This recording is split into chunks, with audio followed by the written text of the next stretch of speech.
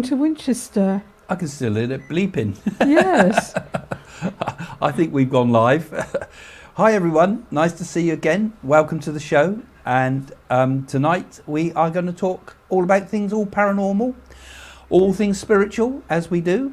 And we'd like to get your questions, particularly, because the more questions you ask, the more interesting the show gets. You can comment as well, what your thoughts are about things. We'll say a few hellos to people as you come on live. But yeah, we're live today. Any thoughts about what people could ask about tonight, Joe? Well, anything that they'd like to know. Spirit world is quite a good one. Ghosts, there's always Spirit one. world, psychic phenomena. The UFO stuff, Walk-ins, aliens. I did my recent one on Coffee with Craig. You know, it's far more popular show than this one, of course. And I asked the question: has the world gone mad? Because in so many ways... Have you gone mad, Craig? But in so many ways, the world's gone absolutely crackpot. It is. It does seem... When you think about the things that are out there... It's a clearing, I think, at the moment, you know, sorting out. Yeah, do you? I mean, we've got a double moon at the moment, in two full moons in August, and one of them, that's what you call a blue moon, when you get two in the same month like that. Oh, it's a red moon.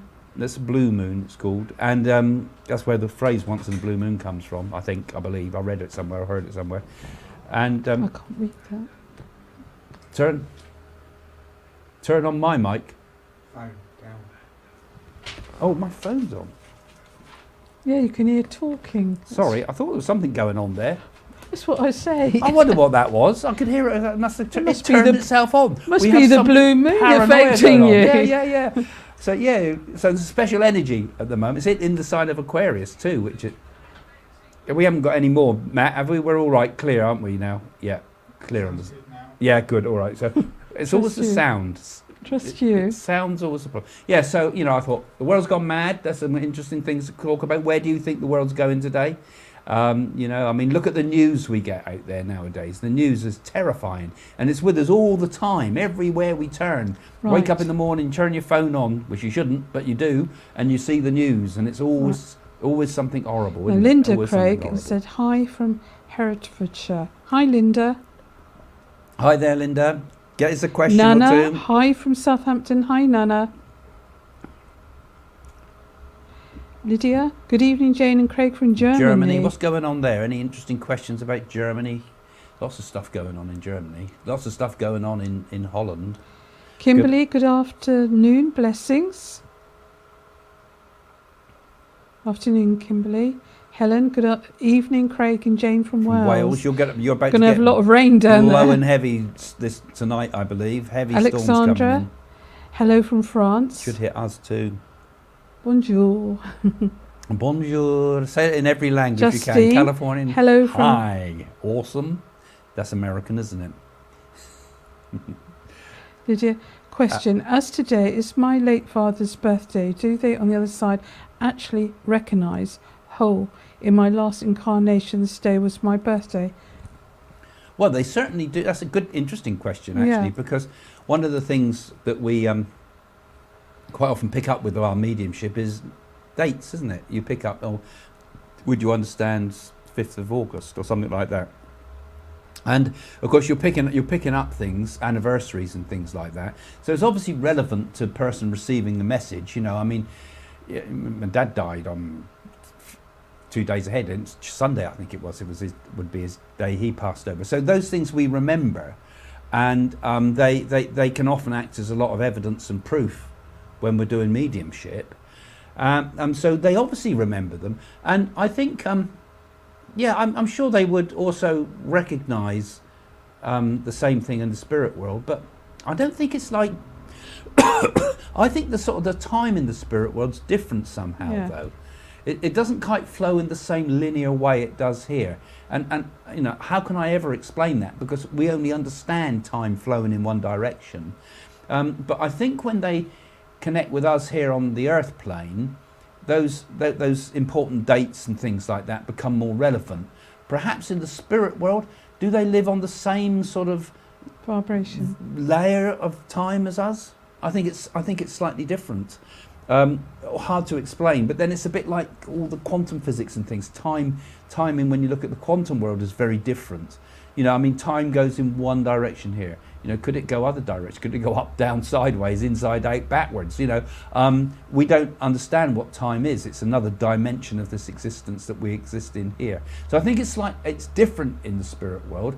Will feel completely and totally normal to you in the spirit world. But I think when they connect with us here on the earth plane, yes, they do realise, and the vibration goes up to them, doesn't it? So, you know, you would think, you know, it was your late father's birthday, you'll think a thought of your father's birthday, thoughts of things, they fly from us into the spirit world, and they would know it, and they, oh yes, it's the birthday connection, yes. So yes, they do, but I've explained it in a bit of a convoluted way. Yes, and anyway, if you send a thought to Etheric and your father and wish happy birthday, I'm sure he will receive it. Yeah.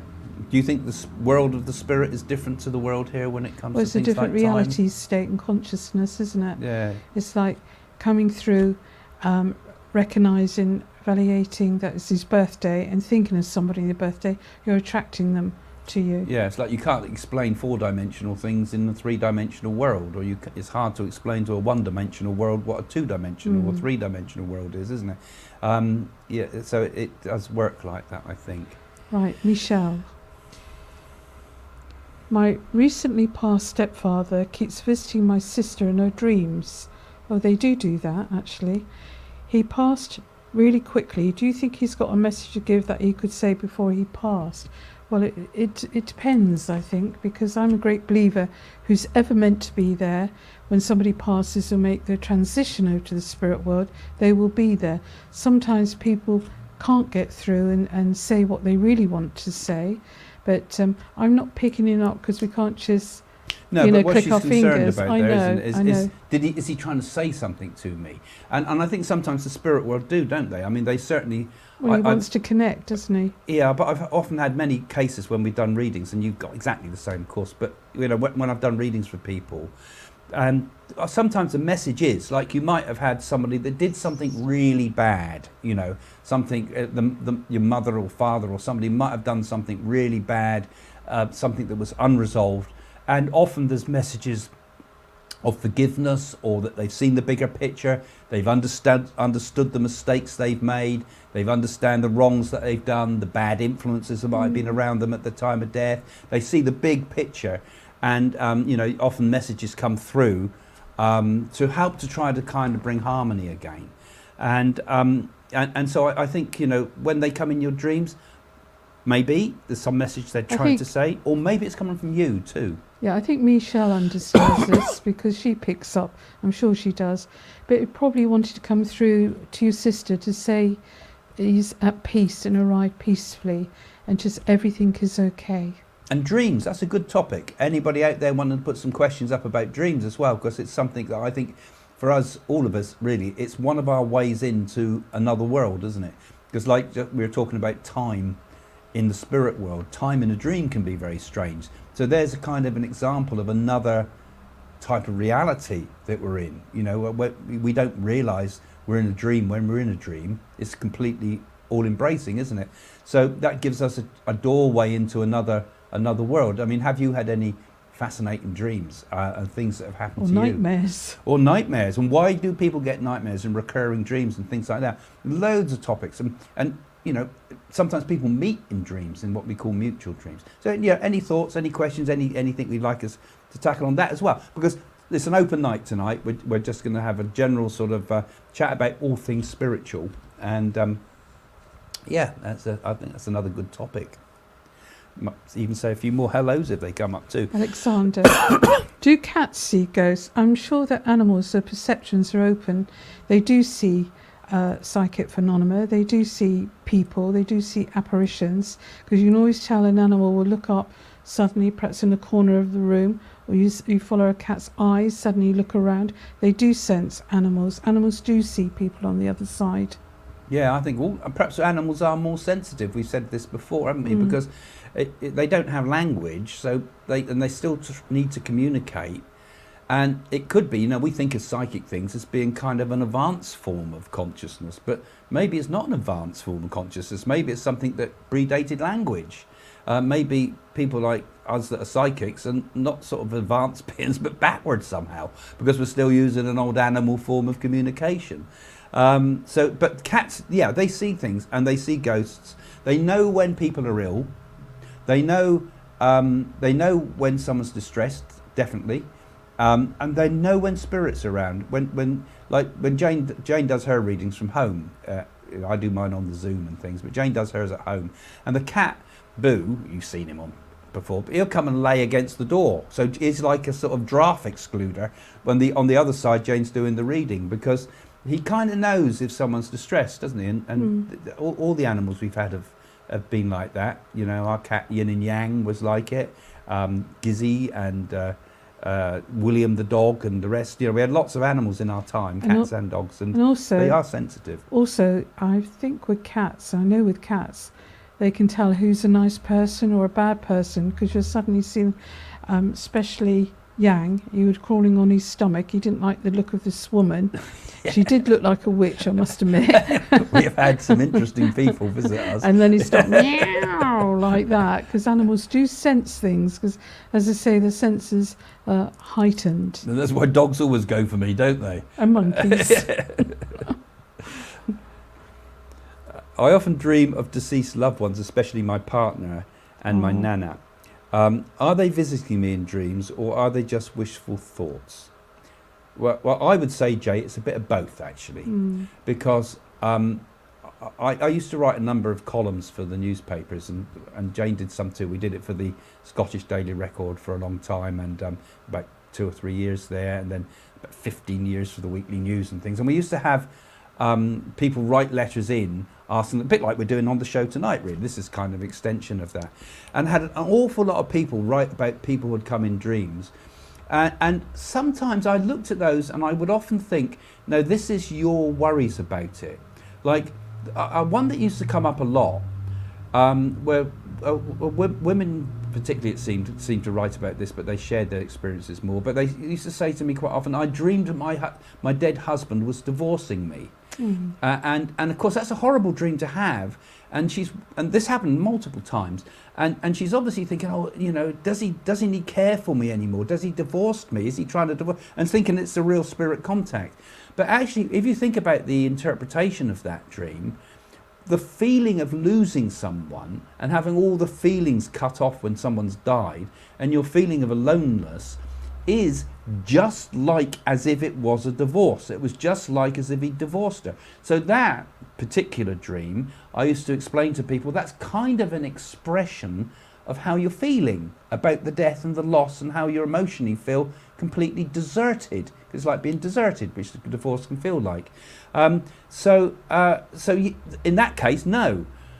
But then other times, you get remarkable dreams. I mean, my own, I've had them myself, and I'm sure most people watching this must have had had a dream that has a kind of a special quality to it that's hard to describe.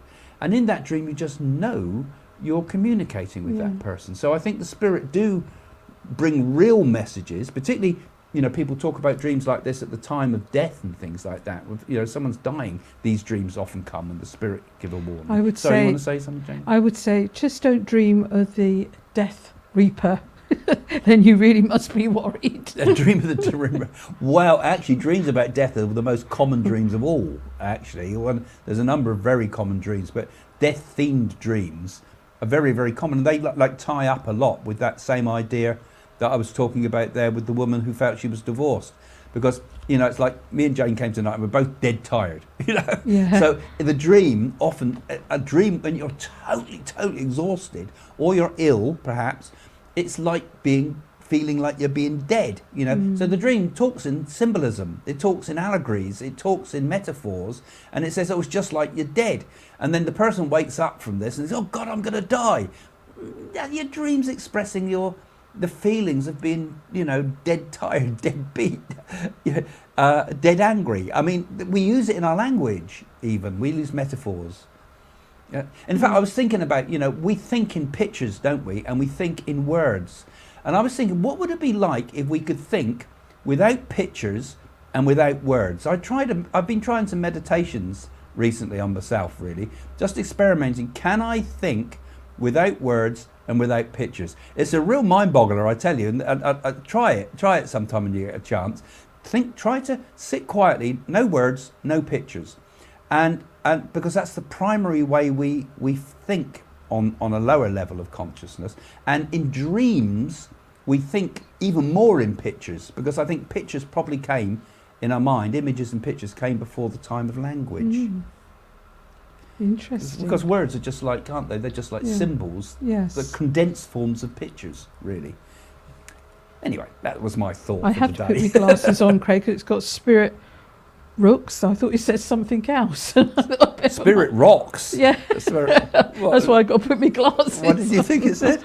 Never you mind. I'm trying to think what you could possibly have thought around that. Jane has some funny ideas sometimes. Spirit rocks. My dad came to me in a dream and told me my grandfather had passed away. Well, that's very interesting. Did that materialise? That's what I'd like to know. And well, no, she told him that grandfather, presumably, from what Spirit Rocks has said, grandfather had passed away, and she got a message about it in a dream beforehand. Yeah, well, that's what I said. It's interesting, isn't it?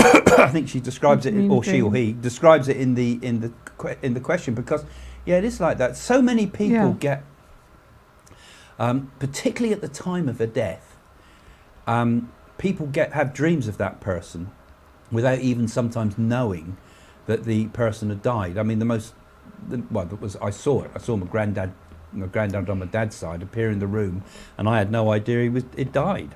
Yeah, but you're when very young. When I was a child then. of 6 years old. Yeah, very young. So that for me, I think, was one of my first spirit encounters when I saw him stood in the room. Frightened of curtains that had clowns on? Yeah. I used to visual project, and this is another thing that I think perhaps psychic people might do. Like you see pictures in the clouds, the wallpaper used to move around when I was a child, and it scribbled on the we had a blackboard on one of the walls that we could draw stuff on, big long one like you'd have at school, and we scribbled all over it, and it turns into other things. Gosh. So that's active imagination. That's our brains projecting, and particularly when we sleep, we project things into the world, and we see things in random shapes. Yeah, because I remember clowns used to be frightened of clowns. Yeah. But you see, Spirit Rock is onto something there, because that was something that says that a dream is a reality. There. Yes. It was not just whimsical thinking, and particularly if you didn't know anything about your dad dying. That's very good. That often happens, and children have dreams like this, where they dream of somebody dying, and it happens. So how do they know? Well, particularly if they've been kept from them. Justin, when he was 3 years old, he saw a black cloud, and he saw Pops, which was his grandfather on Ron's side, and he said, he's just told me it's his birthday in that, and I wasn't afraid, and he winked at me. He had the most amazing blue eyes, and when I actually asked Ron, he said yes, it was his birthday. Yeah. And he didn't know anything about the spirit world.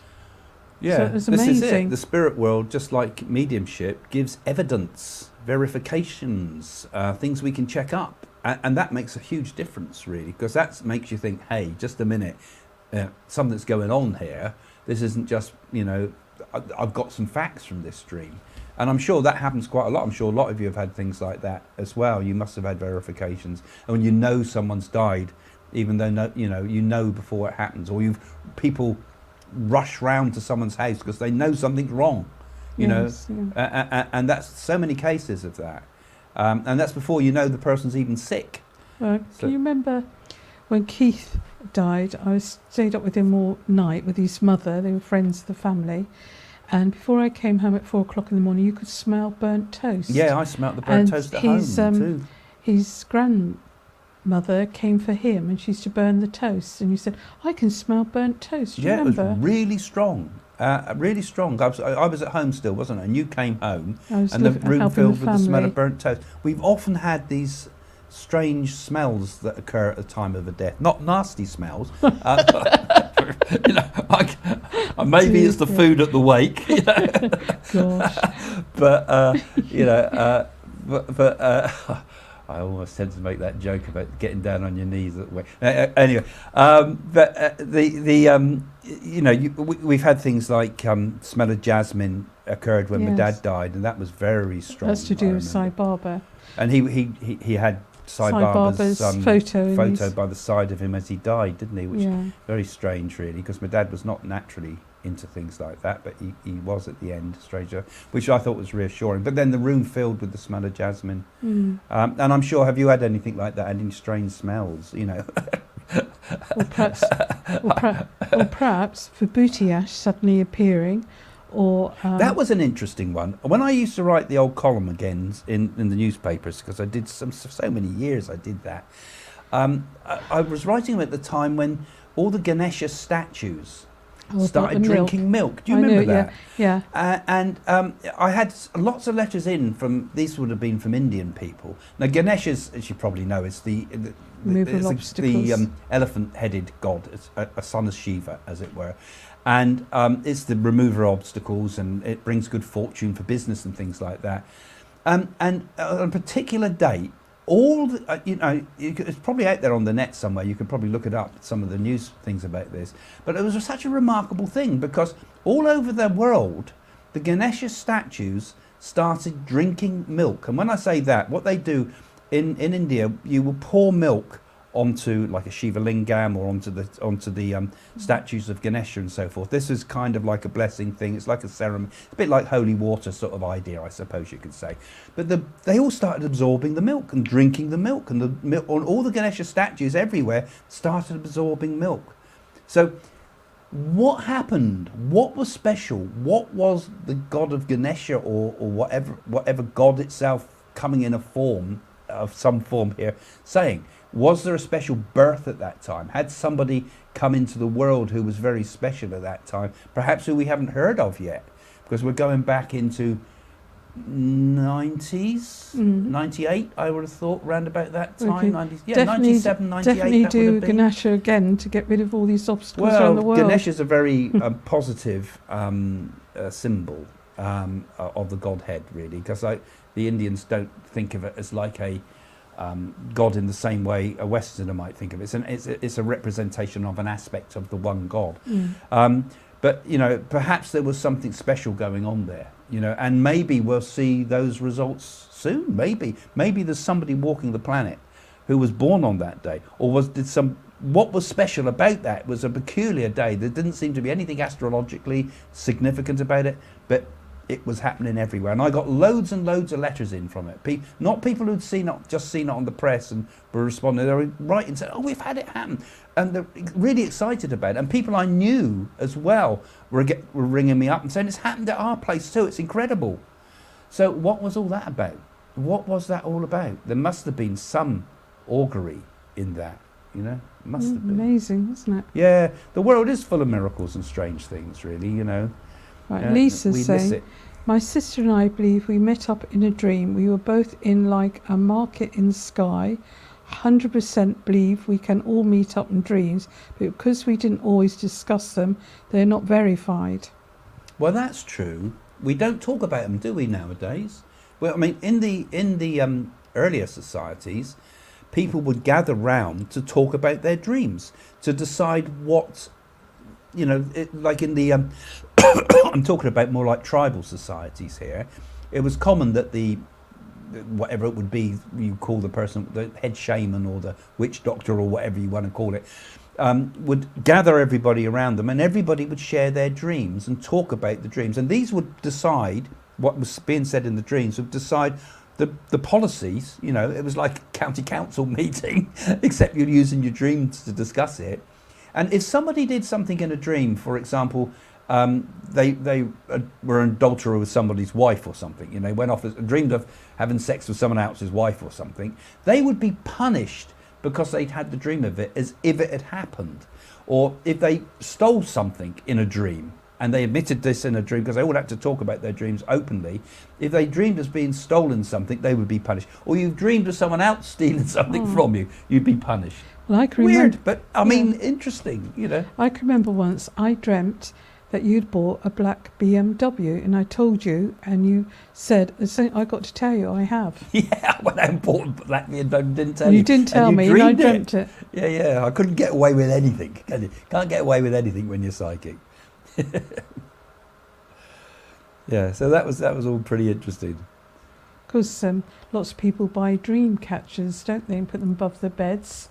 Yeah, keep your questions coming, guys. You've got any other interesting dreams? You've got any other all topics we can talk about tonight? You know. Yeah. And the North American, Indians used to have dreams, didn't they, in prophecy? Yeah. Dreams have been powerful, and all in the Bible, everywhere, isn't it? Lots of people talking about their dreams tonight. And this I can't read that first name. Adjacent door. Oh, really? I don't know. Where do you live? I didn't think you could be bought. You could have a name like Adjacent Door on your birth certificate. Obviously, their real name. Latest interesting dream. 3 cobras. Never seen one in a dream before.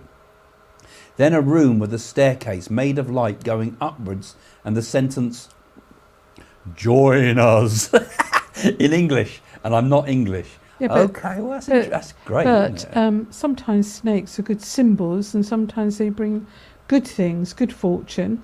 I mean, snakes is the underworld, and there's the snakes, the nagas, and all that. So it doesn't necessarily mean it's bad, does it? No, I mean, snakes are a fascinating symbol, really, and and maybe more than a symbol too. Because I mean, are we getting maybe here connections with other levels of consciousness, perhaps represented by snakes as well? Like I'm reading at the moment The Secret Serpent, a really fascinating book where it talks about that shamans around the world have dreams of snakes, you know, and these are often intertwined. Could they be seeing the DNA, and could the DNA somehow be coming out in dreams? And so it's fascinating things. But a snake also sheds its skin, you see. So when people used to see a snake and shed its skin, it can become like a symbol of rebirth. You know, the snake is born again. So it can have a very powerful symbol in that way. The Kadakas is so interesting because there's 2 intertwined snakes going right back. Right, I mean, we certainly got it in the ancient Greeks, but it goes back in multiple cultures, seem to have this idea of the Kadakas.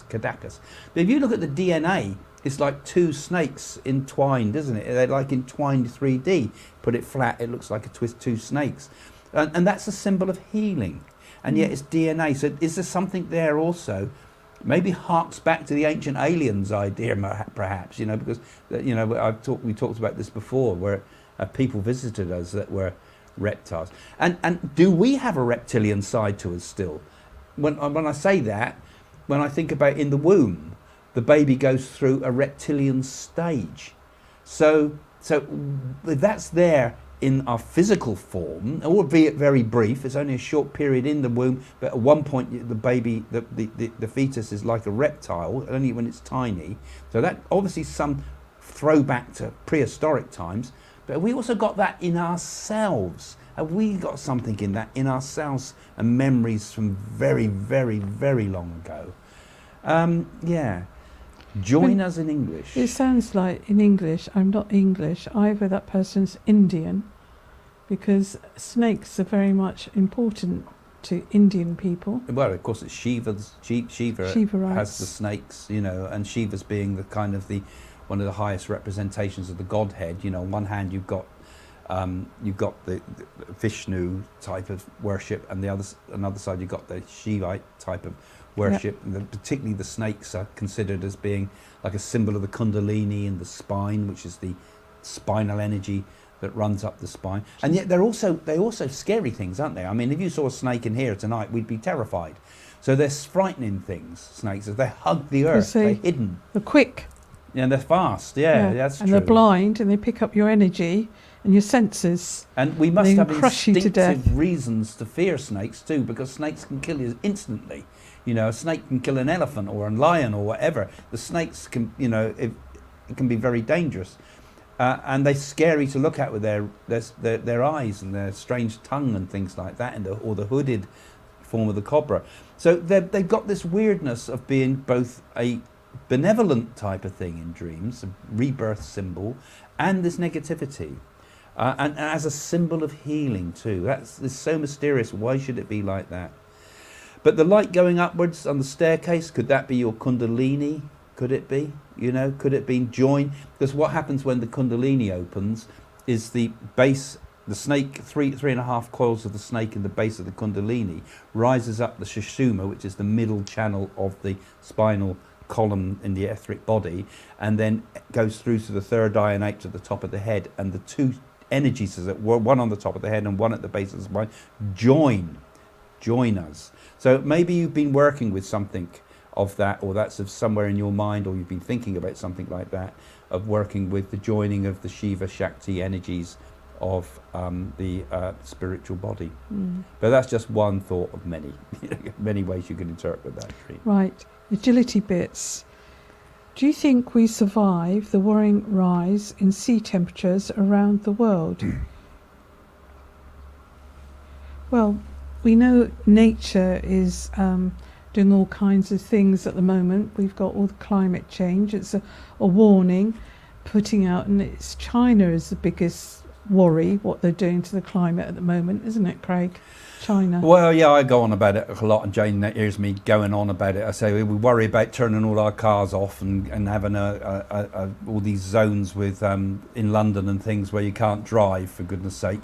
And I say, well, the easy way to stop it all is stop China producing chucking it all into the atmosphere and using China to hide all our industries, because basically we still want these things made, too dirty to make in this country, make it in China and nobody notices, you know, and the Chinese don't care because it's a communist country and then you can chuck what you like into the atmosphere. So on one level, yeah, China. But will we survive these worrying rise in sea temperatures? The Earth has had far, far hotter temperatures than we've got today. The ice caps have melted before. In Antarctica, they found fossils of ferns and things like that, even though that land mass would have shifted to the south. But nonetheless, there's been periods where the Earth has been completely covered in ice. There's been times when the Earth has been red hot. And the dinosaurs that were in a time were probably feathered, they reckon now, because probably feathered, I always think, when I think about this, I think, well, feathers are a great way to protect, not to fly with, but to protect you from torrential rain. Because when we get a really hot temperature, we get torrential rain. And when the temperatures of the seas goes up, more water is going to be thrown into the upper atmosphere.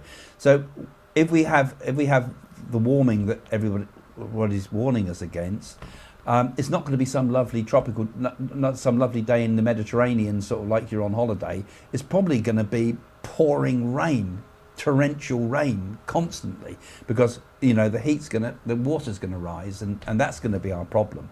And that's the worry of the sea temperatures. We'd survive it, I think. Certainly life would survive it. In fact, life might thrive on it, just like the dinosaurs could thrive in those heats. You could sustain a huge, great body because it was so hot. You couldn't sustain a huge body like that in an ice age, I would have thought, although the mammoths were around, of course, but the sheer scale of these early dinosaurs. So the world's been through many, many, many changes, and life will keep persisting. Whether human life persists is another question. Certainly in the form we got it at the moment, it might be more difficult. But I would have thought somehow we'd adapt and survive. But yeah, I think it is a worrying thing. I mean, particularly when you're starting to get all sorts of tropical fish, more or less, moving up north towards in the North Sea and things like that, and around Cornwall where you are. All sorts of strange stuff going on with the stuff they're catching now. So, I like red snapper and that, but I mean, you would. You've got expensive taste. You don't want it in the wrong temperature waters, So yeah. But it's quite interesting how all these creatures from the sea, like sharks and all these, because the temperature's changing, and recently they found whales and all like that. But it's the small life you've got to worry about.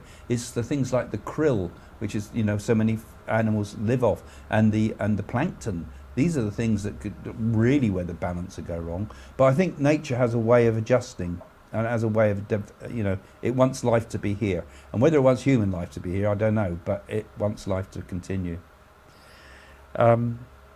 Is the current alien discussion disclosure or a distraction for something else? If so, what? Well, it seems to be. You know me, Sheila, don't you? You know me. Well, Well, it seems to be very vogue at the moment, people want to know about aliens, life forces and different planets, doesn't it? I think she'd have heard me talking before, because I think it's a distraction. I think it's a load of baloney that they're putting out there. And I think there was, at that time that was going out, it was grabbing the headlines. And at the same time, there was a load of disclosures about Biden, about Chinese money influences, about the Hunter Biden laptops. Same with Trudeau, was all sorts of stuff going on with questions again about Chinese money. There was Chinese money being chucked everywhere. And what happens, and mark our words about this, they did it with the Dalai Lama. Something was happening in China that they wanted to keep quiet about. There's rumbles in Tibet. Let's knock him. There's going to be another one soon with the Dalai Lama we know about. They're going to knock him again. So don't take it all on face value, because these things there's a lot of agendas going in the background. And what a better way, crikey, it's going to be all over the front of the news next week. What are we going to do? Announce a few aliens. Then nobody will notice it. We can hide it away. That's not going to be the B story, So I think it's been hidden away. And I think it was an American plan to try to shut up a load of stuff that was coming out about Joe Biden and his son, and his involvement in drugs. Well, not just the drugs, but in Chinese money, I reckon. I think there's something going on about that, and we're going to see a lot more very shortly. I find it rather sad, Craig, because every time we see Biden on the telly, he looks like he's got Alzheimer's or dementia, like a puppet, and somebody's controlling him all the time, because he's really not in this world, because he walks all past things, he's tripping over. I love the way he tries to run. That little jog he does, and it goes wrong every time. Little jog, flat on your face. Ride a bike, flat on your face. And he's quite scary to children too, isn't he? He's a scary man. He's a scary man. But I mean, we do need some new politicians. All round, wouldn't it be nice to have a complete clean sweep, and let's have all new, sensible people? But we haven't got it in the world. That's the problem. We're getting more and more division, all caused, I think, a lot of it by social media. Watching, it was all very nice when the BBC controlled it all and decided what people could know and not know. Now everything's thrown out there. We find a lot of truths that we would never known about, and things leak out much more. But also a load of codswallop also leaks out, and we don't know where we are, because we find it very hard to distinguish between real and fantasy. And of course, great to get clickbait by putting out some crazy story on Facebook or TikTok and things. So again, it's going back to the mad world, and I think that alien discussion, I think it was a distraction, because I think there's probably a lot more out there that they could have talked about. But anyway, hopefully it's there was 3 guys involved in it, wasn't there? 2 of them seemed to be pretty sensible, and one of them seemed to be completely off with the fairies. So it's difficult to know. I'm sure it'll become interesting discussion for the future, and I hope a bit more information is given about it to qualify what was said. Mark, how's your spiritual centre getting on, Craig? Well, it's still in early stages. We'll be going there next week and seeing what our builders have done and everything, won't we? Yeah, we got something going on. We can't reveal it to the world yet, but we got a first stage going on, because the plan with us is to do some multiple things, really. This is a project Jane and I have done of our own. This is our own thing that we've done out of our own money, but we're also trying to open something here and do something in the UK. We got some really amazing people who are wanting to help us in the background in a big way. And they've done some investments and things that could turn into something very, very interesting and life-changing. So there's a lot going on. Meanwhile, we're being helped by the patrons to keep it all moving and to keep the thing going. And again, that gives me an excuse to say, oh, my voice went a bit funny. Perhaps I'm getting LGBTQ. God, Craig. No, it's a form of virus. So no one's going to give us any money now. Shoot him now, please. Subscribe, and also become a patron, please, guys. If you have a look in the description of this video below, you'll see a little link for the patrons, some of whom are coming up on the screen now. And if you become a patron, basically do it because you want to help the show. That's the first thing. There's also little extras there too that we do, and you can chat with me sometimes on Zoom there, and I try to post as much as I can there, although our lives are hectic, but the stuff goes up on there as well. And it gives you a chance to interact with me too, because if you ever ask me questions publicly on the comments or in the private messages, I usually will answer them for you if I can. And yeah, so think of it in terms of, yeah, I like Craig and Joe's show. Let's see if we can do something to help them do what they're trying to do. Do you believe in what we're doing? You know, do you love this show?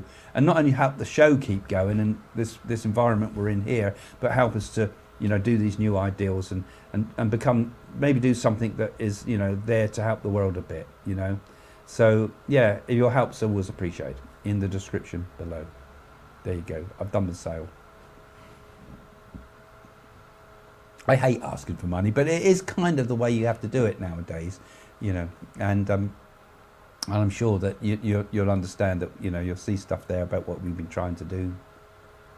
But Italy, that retreat, we've done it all by ourselves, haven't we, through sheer hard work. Yeah. Oh, that's our own thing, and that we hope to. That's where we'll be running sort of workshops and things. And actually, on the site now, I must mention this too. Sorry. I've got workshops starting now on the psychics.co.uk website. You can see it up on the top of the screen. Up there it is. Yeah, I've got it. There it is. Look, yes, there it is. There. You can go there. Go and have a look at the website because I'm now doing workshops, and there's a new venture. It's a new thing I'm doing. So you'll be able to come in and join me for like what I would call spiritual circles. They're all themed. So we got one at the moment about the third eye and abundance, and there's another one coming up about auras and the chakras. But there'll be lots of them, and they'll be varying and sometimes come back on the similar topics again. It's like the same way I used to run a circle, and you read about it in my book, Psychic School, some of you, and you'll be able to join me online and get to know each other and do these things over. It's a drop-in thing, so you can come just the once if you want, or if you get keen, you can book a few ahead, and a week you can be with me on a regular basis. And it's a kind of a good time for the USA too. It's 4 p.m. UK times, and the times are usually on a Monday. Anyway, sorry, I'm going on. I sound like I'm a salesman. Selling your soul, Craig. Selling your soul. Right, would you like to answer this one, please, Craig? I've just been talking myself silly. Okay, parallel worlds. Could you please explain? Well, multiple ways of looking at that, actually, depending what we mean by it. Multiple dimensions, maybe. We could even think of it in terms of the multiverse. There's a thought that, you know, that this, what we're living now, is just one version of many multiple ways we could live. So at the moment you're watching Craig here talking to you with a white shirt on.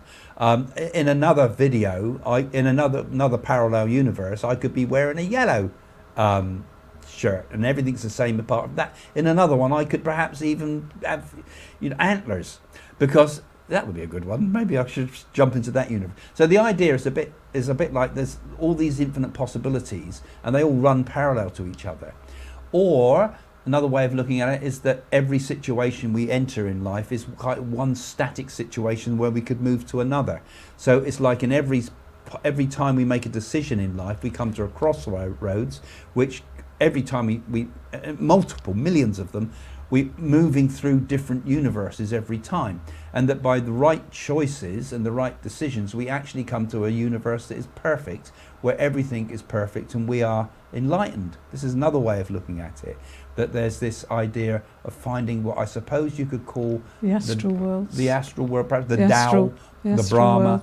That eventually we just move into another level of existence where everything becomes perfection. Right, and that's one thought of it, and then there's another idea of eternal recurrence, that we're living this life multiple times, and each time we generate a new universe when we live it. So we when we die, we come back to the start again, and we relive the life a bit like Groundhog Day, where you're living one thing after another. And the people like Ouspensky talked about this, and Nietzsche, and people talked about this. So it's hard to explain actually, because there's multiple ideas with the idea of parallel worlds. None of it proven. But maybe from your own internal experience, you might experience that sometimes the world's not quite as it seems. For example, when things coincidences happen. That creates a kind of a warp in the universe. Hey, just a minute, something's gone wrong. Or when you get a déjà vu, hey, something feels like I've lived this before. Or when you get a synchronicity, things just happen exactly at the right time at the right place for some reason. So I think I would call it the universe somehow is kind of malleable and changeable. And as we think, so we change. As we think, so things around us happen and change. And that the good fortune that we can attract into our life is also caused by a way we think, that we have a certain amount of control over the world around us. People get misguided into thinking, I'm going to attract money. But it's not about that. It's about taking ourselves into a higher level of consciousness. That's what the true happiness is. And that we can perhaps use with our spiritual powers, be more malleable to the universe, to actually change the way things happen around us. And this would be perhaps making us, as conscious beings, jump into another parallel universe of some sort. But, it's hard to explain it all because what I've said raises a billion more questions than I could ever possibly answer. Thank you for that, Ascending Master. Catherine. And you're going to answer the next one, whatever it is. Right, Catherine. Good evening. Question: what do you make of ghost hunting equipment? Well, it depends what equipment you're having. If you've got voice box things, people have caught orbs and different things on cameras, but a lot of it is like radio waves and things. For me, I actually have to see an apparition in front of me, not just sound or someone throwing a pebble or a coin. In the atmosphere is very important, because we have done a lot of ghost hunting underneath a theatre, in crypts and unusual places like this, and you can sense. And I think if you're going to do ghost hunting seriously, you must have no fear and be fearless. And then when you tap into that energy, a high energy, and you pick something up, it's amazing. It's no good fantasy ghost hunting or anything like that, because there seems to be a lot of that. People seem to think you only catch ghosts at night, but that's not true. You can catch them in the daytime, can't you, Craig? Yeah, and I think... Can I just finish, if you don't mind? I'm sorry, you looked at me, so I thought you I wanted me to looked at answer you, it. yeah, but it doesn't mean you've got to go ahead. I'm allowed just to be speak. patient. Okay. We went to a place, and we actually caught something on camera in the daytime, and we took Willow with us, and we actually saw all that writing suddenly appear. Do you remember that, Romsey, I'm talking about? Montifont? Okay, yeah, that was strange. And we could actually feel things and that was daylight. So it's not necessary you need to do it at night time. And I don't know why, but people seem to want to go ghost hunting in graveyards, for goodness sake, don't they? And that to catch things. But you can catch all these imageries and orbs and things, not just nighttime, daytime. Personally, some people are good at doing these things and catching things, but a lot of it can be fantasy. Yeah, and actually going to the equipment bit, I think ghost hunting, as whatever we want to call a ghost, there's huge questions over that already, but I think it would need a medium. You'd have to have a medium. Yeah. People that just go out with equipment to find ghosts, well, what equipment can you possibly look for? We joined up with a ghost club once when we were doing some filming somewhere, and they gave me some item to hold to find the things. It was bleeping at things like that. I said, what is this thing then? What is it? Oh, it's an ozone detector. Ozone detector? Then another one that was an electronic detector, and it's picking up all the pipes and things. So really, there's no proven way that ghosts, or spirits rather, would use any form of equipment. Even a Ouija board is kind of a form of equipment, but it requires the mediumship of the people who are touching the glass, because it's the collective consciousness of everybody working together that makes the glass move. And so I don't see how pretty much any piece of equipment can be used to connect with a ghost. They tried it. White noise they've used, that is a possible way, but then just like you see faces in clouds, you can hear sounds in random sounds. So is that just like you projecting your own, that sounds like a voice saying so and so, you know. And of course there'd be hours and hours and hours of stuff with nothing on it, which you didn't hear anything, and you just take that little selected bit, and then but then you don't get whole conversations, and you don't interact with that sound in the thing. So it makes me question whether that is projected imagination onto that, projected just like we project pictures onto clouds or random shapes. So huge question marks over the equipment, and the huge amount of fantasy, like Jane said, you know, and people love to go off on these fright night things, you know, let's go and find ghosts in the graveyard. You know, I did it as a teenager too, and we took Ouija boards over the graveyard. But, you know, it was foolish, really, because we were kind of scaring ourselves, because it was scary to do. And I think that's why it appeals on TV programmes sometimes, because it's scary and people think of it like that. It's Hollywood, isn't it? But the spirit world don't connect like that. You know, the best way to connect with the spirit world, the only way really, is through human consciousness. It's a blending of our thoughts with the spirit world's thoughts. And through that medium of consciousness, we can give and say things that are verifiable. I mean, I've had Ouija boards work and given messages, but when the time we've done a message on a Ouija, we've got 3 or 4 sentences, and I think we've been an hour or so to get those few sentences. I think, couldn't we just do it by mediumship and give it in 30 seconds? You know, it's laborious, and I thought not really practical as far as I'm concerned. And table tilting too is another one we've done, and we got some very, very interesting results with that. Actually, that was pretty fascinating, because the table would bounce around and tap out messages from the table and knocks, and it would take a life of its own, which kind of gives a kind of a verification that something really is going on here that is beyond what we can explain. But some of the equipment stuff, like you said, Jane, I think there was some of the stuff on there. It's daft, isn't it? And they all dress up and go around as the ghost teams and things. It's interesting, because I was looking at some graves, I think it was on Facebook, and they had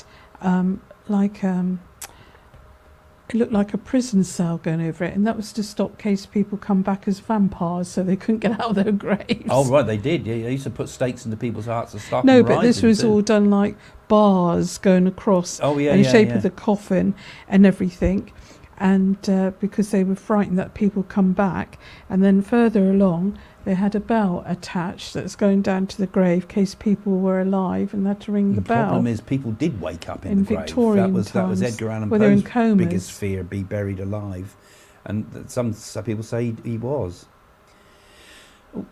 I recently been to Mary Queen of Scots turret house and castle. Well, that'd be interesting. It must be up in Scotland, I presume. And I've caught an EVP saying in a woman's voice saying, "Help me." And also in the castle grounds, "I am protector of the king." Well, that's quite interesting. Again, a little bit how, you know, if you just heard those sounds come through, electronic EVP, electronic voice phenomena, right? Is that in some hissing sound that you heard that? Again, are we projecting our thoughts into that to think we hear something? That was my negative against it. But I'm not going to say that doesn't happen. As well, because these things do happen sometimes, and there are sometimes many occasions, of course, when things can't be explained. You know, I've early on knocking some of the TV programs that have sort of milked it, really. So that's very interesting. I worked with there was a program well, not a program, there was a film made called White Noise, which I was involved with up to a point. And they were using the people from in Spain and places where there was a big EVP group there that had got some really remarkable results. And some of my friends were in spiritualism were also involved in that. And so I was getting talking to lots of very interesting people, and my job was partly to help with the promotion of the White Noise movie, which is excellent. You can still get it out there, actually. And the people I spoke to, they did seem to be coming up with some genuine stuff that was very hard to explain. When you hear whole sentences, like, you know, "I am protector of the king." Now, if that was said in one sentence, not just bits and pieces all strung together, but, you know, I don't know what you've got, Michelle, there, but if you got that, "I am protector of the king," that's really interesting, because that's a lot. and not words we would generally perhaps hear in a bit of random sound. So yeah, interesting. Yeah, interesting. So thanks for sharing that. You can hear spirit voices, because I remember going to bed and I was once again going on that phone and seeing all emails and that, and I was aware there was somebody at the end of the bed saying, and I was really tired, "Wake up!" And it was clear as anything, very clear. Yeah, and I was shaking you for a cup of tea. No, you weren't there. You shake it. Why would you shake me for a cup of tea if I'm in bed? Tea. Wake up. No, but it's true, isn't it? We've had some very weird stuff happen, actually. Very weird stuff happen and when we've done readings for people and things like that, where voices have appeared in the room. This is interesting. And that can be very interesting. Jade says, question, what is it called when you can see spirits in photographs? Well, I think you need to really analyse those photographs and bring it up full screen shots, because there was a lot of people do see things in photographs, because years ago in the Victorian times, when people died, they used to have a thing about having photographs with the dead people and holding them up like children, so they had memories and things. Craig. Oh, that was a different type of thing. Yeah, I think, but you she's can. Asking about. Yeah, but you probably can catch some spirits in photographs, but it depends who the photograph is, really. Well, again, I did another column for God knows how many years, 15 years again, I think. Showing your age. Oh, God. Worn out. Phantoms on Film, I used to write it in one of the magazines, and people used to send their photographs in. 99% of them I could explain. 99% of things like orbs were easily explained. Sometimes, sometimes you'd get a kind of a shadow or something that would look spooky, and if you look at it again, you can work it out. Sometimes a shutter speed going wrong, and double exposures and all sorts of things. Most of them I can usually find a way of explaining. Sometimes things that looks like, again, where we see a face in something like a piece of cloth or something like that, can make it look like a face and things like that. But then occasionally there was one or two that used to come in, and I would have said 1 in 1,000 or so were really, really interesting, and you could not explain what they're all about. A very, very odd looking photograph. In fact, most of those I've put into a book. I've got a book about it, which I don't plug much about. I can't remember what I called it now. I might have called it Phantoms on Film. It was one of my books out there, which I just put all those photographs together and put them out there. But yeah, so one or two times you get some real stuff that I could not explain, because I thought, if I'm going to do this, I'm going to really look at it critically. I'm going to look at all the typical things that cause, like orbs. Like, for example, you get water on a lens, which can create an orb effect. You can get dust on a lens, because you see, have the short focal lengths on cameras, and so it can, anything very close to the lens will actually come out and look like it's part of the photograph. Particularly if you take a camera out of your pocket, which is warm, and the camera's warm, into a very cold environment, it'll suddenly mist. So you'll get all misty shapes and things, which has nothing to do with what's out there, but it's on the lens. So there's lots of ways of explaining it away, unfortunately. But there's some of them you can't. Wasn't there a ghost caught on camera at Hampton Court, and the fire alarms would go off, and suddenly the doors open, it looked like a hooded man. That was a pretty strange one, wasn't it? I wondered if it was just a hoax, really. Well, it was all over the net. And I've looked at that one myself before, when we made a video about Hampton Court, do you remember? And I clipped that one in there. But yeah, it's all of them are very. It's a bit like UFOs. They're hard to, there's evidence, and then there's also contrary evidence, and you end up never being able to find anything that's hard evidence. But when you put it all together, take the evidence as a whole, you think, well, there's more going on here than just the odd occasional thing. Something seems to be happening, and we don't know what it is. We're getting close to the end. We are at the end, Jane. We'll do this last one. Are monsters under a child's bed real? Are they seeing something that an adult can't spiritually? Is it peculiar that they just grow out of it? Well, I think all children have seen monsters, and we get back to you seeing clowns and different things, and you've got a thing about people in cupboards and that your mother told me when you were younger. And I think when we were children, we all look under beds to see monsters under there, didn't we? Studies of children's dreams actually show that children tend to dream more about animals and monsters. Definitely, and that's spontaneous, not just the bogeyman. Yeah, but adults don't, and so they do. We do. All of us do grow out of it, but they wonder whether it's something to do with the unconscious mind and maybe some of the protective things that were there from a long way back in our history. Fears, to make sure that we got fears of wild animals and things to protect us in many ways. And another theory is that when we dream about falling out of a tree, for example, we have a dream of falling. Quite common. That could be caused by a trigger of the drop in the blood pressure, perhaps, or as you drop into sleep, as it were. But some have speculated that when we were when we were evolving, we slept in trees, and if you dream of falling in a dream, you don't actually hit the bottom, because the people that survived passed on the memory of the falling dream, but those that hit the bottom didn't, so that the dream wasn't passed down the genetic line. So people have speculated that falling dreams come from ancient times, and that also that dreams of animals and monsters might relate to ancient times that are still held in our childhood memories and memories it's of fear, protective things. It's fear, isn't it, for children? So are monsters under a child's bed real? Well, we know they're not, but for the child it certainly is. Yeah, frightening. And I think it is something very real, because it's something that's in our unconscious mind. Just like we were talking about snakes and things, something that goes back. These are what Carl Jung used to call archetypes. Not the Meghan Markle archetype nonsense. Called Comfort Farm. Don't go in the shed. Don't go in the woodshed. Actually, I have to watch that one. That's a good one. That's the one to watch on Prime. Cold Comfort Farm. Right. I think with that wonderful thought, we'd have to finish. But just before we go, again, remember I reminded you about the patrons. Do have a look in the description below if you're interested in becoming a patron. If you want to get readings of Jane and myself, that's also in the description below. And if you want to join my new workshops online, there's still places left at the moment, but they're limited. They are limited. If you want to join those, join now, because they'll go by the time they're ready. Anyway, thanks for joining us. Goodbye. See Ciao. you soon. Bye for now. Bye.